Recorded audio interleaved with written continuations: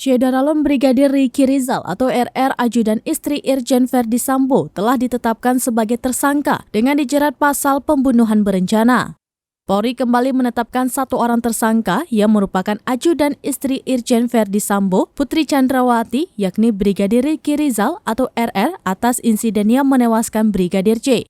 Dirtipidum Bareskrim Polri Andi Rian mengatakan penetapan tersangka terhadap Brigadir RR didasari atas dua bukti. Bahkan yang bersangkutan saat ini sudah ditahan di Rutan Bareskrim Mabes Polri. Lebih lanjut, Andi membeberkan pasal yang disangkakan kepada Brigadir RR.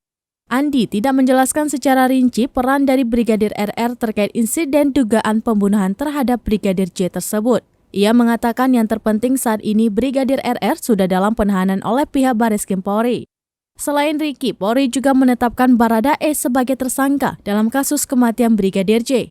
Ia dijerat dengan pasal 338 Junto, pasal 55 dan 56 KUHP.